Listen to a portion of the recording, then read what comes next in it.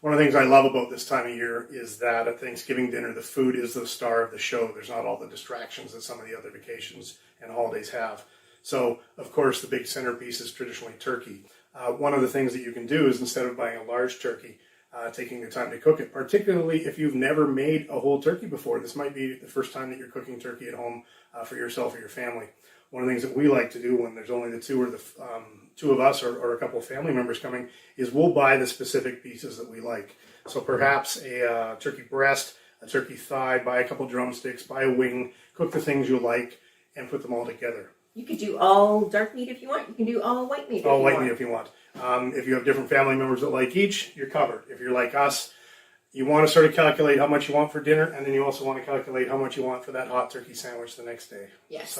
So you need about 1.5 pounds per person if you want sort of a good meal and some leftovers. And that goes for a whole turkey. So there's a bit more waste on a whole turkey. The parts you could probably get away with a pound bone in and skin on. So that's one of the things about buying the parts, if you can get them. You can often even call ahead to your butcher shop and they'll do the parts for you. You might even do a whole turkey and cut it all up, and then you get the bones for stock as well. Or buy your own turkey whole, if you're adventurous.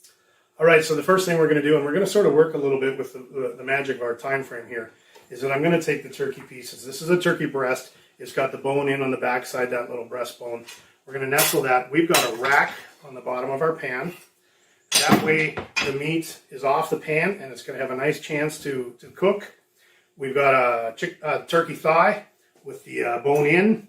We've got a drumstick. Everybody's got a relative that looks like Fred Flintstone and eats like Fred Flintstone. Are you going to fit that wing in there? You really do look at that wing. If you want to make a little bit more space, this pan's a little bit tight. We'll show you with the other one in the oven because you do want some space around to circulate so that it browns nicely and cooks evenly. And we're going to put a maple thyme glaze on this. Maple syrup, of course, is a wonderful Ontario product. Lots of farms right around here grow it and produce it. So I'm going to use this as the star of our show with the glaze. One of the things we find with the smaller pieces, because they're not in the oven as long as a whole turkey, it maybe doesn't brown quite as well. So by adding this sweet glaze, it's a bit of a sweet and tangy glaze, you actually get a lot of nice browning. It looks gorgeous, and you don't have to cook it so long that would dry the meat out. So one of the things about turkey is you can really substitute it.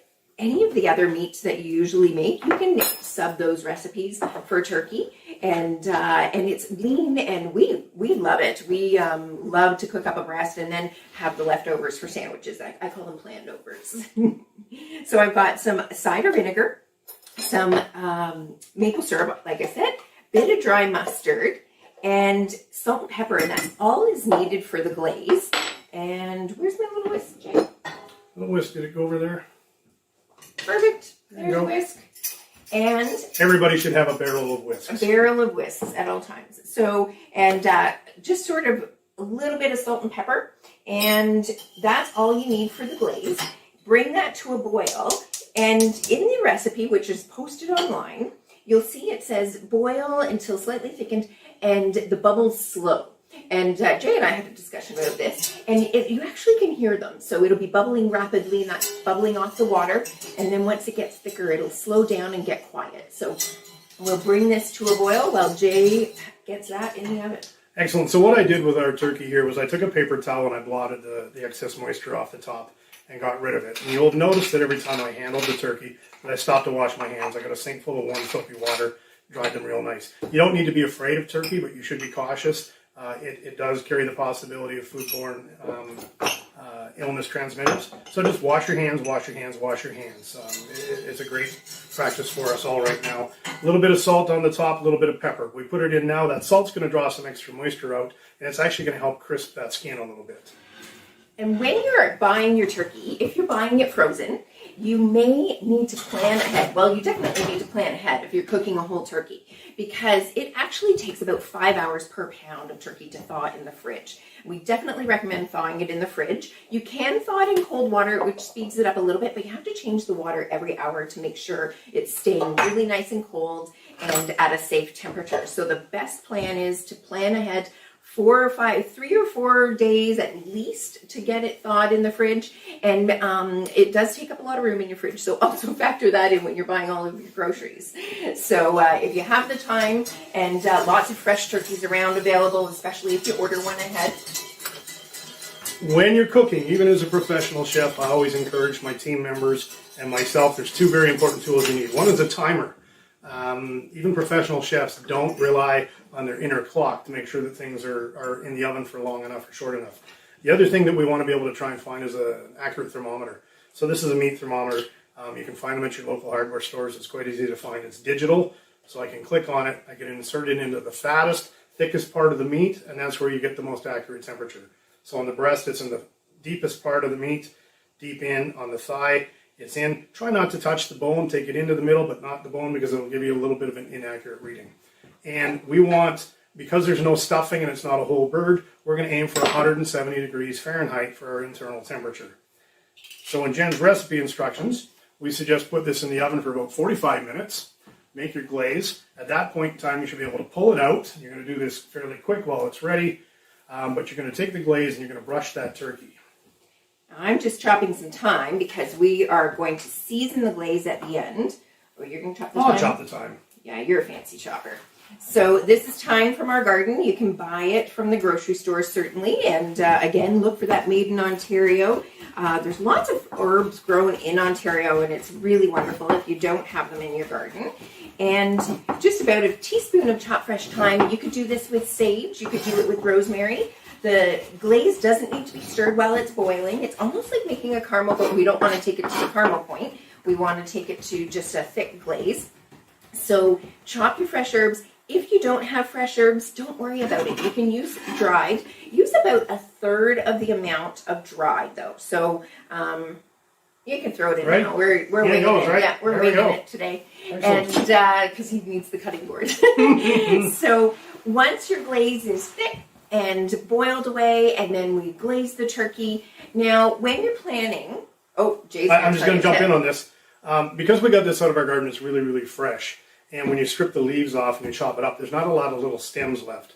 So when you're picking it up from the store or the market, make sure that it's nice and green and fresh and supple. Otherwise, you're going to end up with the little twigs off the fresh thyme that ends up in your sauce. Right. Oh, and save those stems, because turkey stock is the best thing to make after you've roasted your turkey. Keep all the bones. Keep the stems from your herbs. Keep the trimmings from your celery, where when you're making your stuffing, and make a big pot of turkey stock, because you can either use that next time you're going to make gravy, or make it for soup, because you definitely need some turkey soup. So how's that turkey in the oven, Jay? The turkey in the oven is working fantastically. I'm just going to get us ready here and have a little plate to transfer things onto. So there's an oven mitt for me. I'm going to reach in here, as I mentioned, through the magic of planning in advance. We've got a really lovely, beautiful golden brown turkey that's cooked. And you can see that in the slightly larger roasting pan, we had a little bit of space between each of the pieces of turkey, and that allows that skin to get nice and crisp and for the turkey to cook nice and evenly. We've got a little bit of our original batch of glaze made, and so we're just going to brush this over a little bit, and let it settle in. Just another food safety point, the glaze was never put onto raw turkey, so we can use the remaining glaze at the end of cooking. If you're using a marinade that was touching raw turkey, or your brush touched the raw turkey to start, don't ever use that at the end like this. So make sure it gets cooked another 10-15 minutes, and just for ultimate food safety. And then once your turkey comes out of the oven, tent it with foil, let it rest for a whole turkey. You want a good 15-20 minutes. And that just sort of lets the juices all redistribute. Have you ever cut into, a turkey and then all the juices come spurting out because they're hot and really hot and boiling? And so if you let it rest, then the juices redistribute, and then you don't lose them all on your cutting board. One of the nice things about using smaller pieces of turkey like this is you can actually do the carving in the kitchen. So you're not doing it at the end of a long table with 12 sets of eyes watching you. That's nerve-wracking. Make sure that you've got a sharp knife. Make sure you're comfortable with a sharp knife. In a case of something like the thigh, you can actually get in there And again, we'd normally let this sit a little bit. But if you're nice and careful, you can actually cut around the thigh bone. And if you're not as adept with a big knife like Jay is, use a smaller knife. You know, there's nothing, nobody's watching, so you don't have to use the biggest knife in the kitchen. And make sure you're comfortable when you're cooking. I think that's a big tip that a lot of people forget. And so for some people, a straight edge French style knife is great for slicing. Some people prefer a serrated knife. They're both right. So in something like this, it may be easier for you to use a serrated knife, slice everything up, and you're going to put it on a nice serving platter. When you get to the turkey breast, that bone that we pointed out earlier is underneath there. And so there's that sort of what we call the keel bone right here. And the secret is to try and take the whole breast off the bone and then to slice it crossways. Lots of times people try and slice it like this and then get under and pull it off the bone. But if you can take the whole breast off the bone first and then slice it across, usually what I would do as well is probably sneak in here into the wing. So the one person doesn't get the whole wing, Jay? Yeah, sometimes one person gets the whole wing. And, Sometimes. that makes other people sad. So we want to be careful. So I'm just going to let this rest a little bit longer. But what I will do is... One of the amazing things about the turkey breast, even the bone-in that you bought at the grocery store already done, it's amazing how little waste there is. So you're actually getting all of that wonderful turkey meat. It's nutritious and light tasting, and I just find it's an efficient cut of meat, really, because Very much you get so. a lot out of it. So yeah, you do get your money's worth. So what we've done here is this is one we prepared a little bit earlier. The breast has been taken off the bone and sliced across. The thigh is sliced underneath. We drape the wings across the top. We've got some lovely sage from the garden. Pull out your lovely platters that you never use. This is the time to use it, even if it's just 2 of you or 4 of you. You know what, this year probably more than most, use the good china. Use the nice wine glasses. Use the crystal. Get out the good silverware. You know, and enjoy what you're doing. So there, Jen's got some glaze. There's So what we the would glaze. do is we would just finish this off. If you had a little bit left, there's our brush. Just give that one last Make it look like a brush over the magazine. top.